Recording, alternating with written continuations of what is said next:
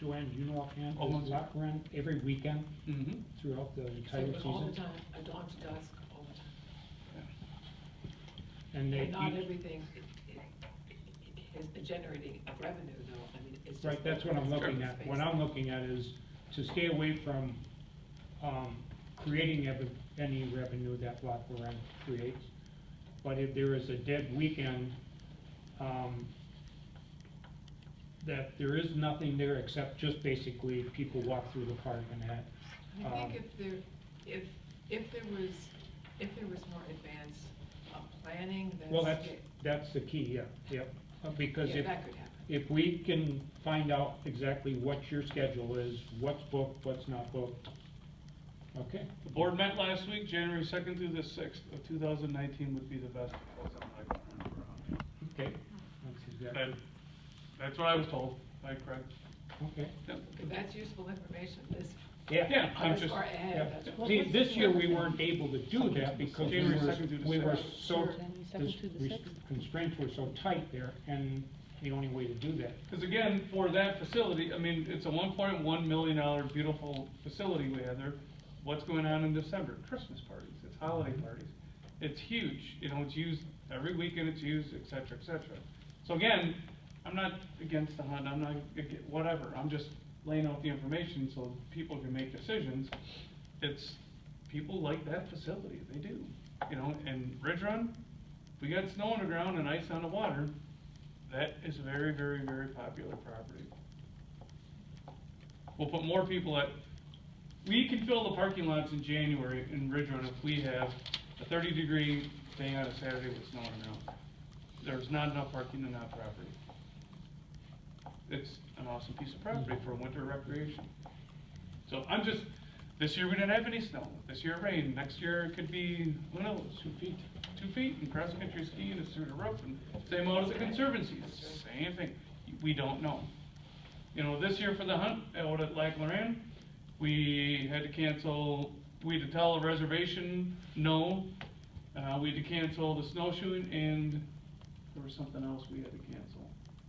There was no snow for snow. Well, you're right, but there could have been, you know, so I'm just, these properties are being used for different activities, so there's always gonna be scheduling, so. And the committee's gonna need to make a recommendation to, but when we look to make a recommendation to council and have John carry that to them.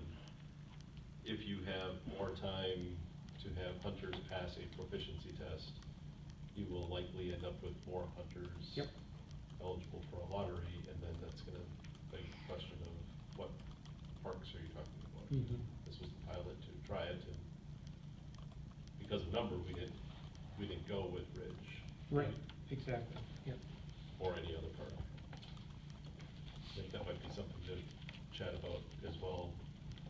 And I think we should, at this point, I think we should stick with what we originally set up with for next year at Ridge Run and Lac Loran.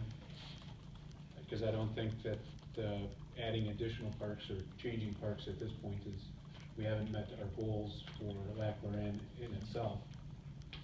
We need to, I think we need to focus on them. That's just my thought. I agree. And I do believe that if we have more opportunity for proficiency tests, we will increase the number of hunters.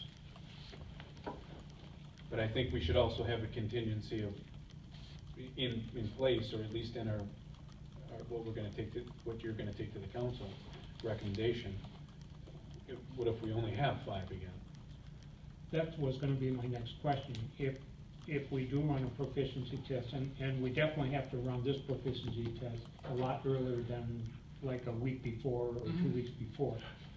I would like to see one run about 2 months prior to our hunt, and if we only get 5 or 6, then I feel we need to open it up to the outside of the city, so we can get more hunters and then have them. I know, I have a gentleman that I know is, just like you gentlemen, he's hunted 30-some years bow hunting. he's feeding me all kinds of insight of, well, you need to do this, you need to do this, you need to do that. Exactly what you guys are saying, you know, just like you said, there was one 40 yards away, would you take a shot?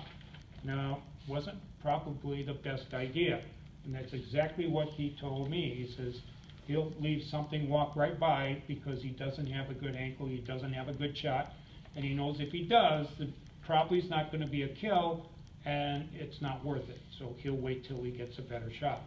But something with that as well is that if we're gonna open it up, the city residents that have passed, they should be guaranteed a Yes, spot. And yes.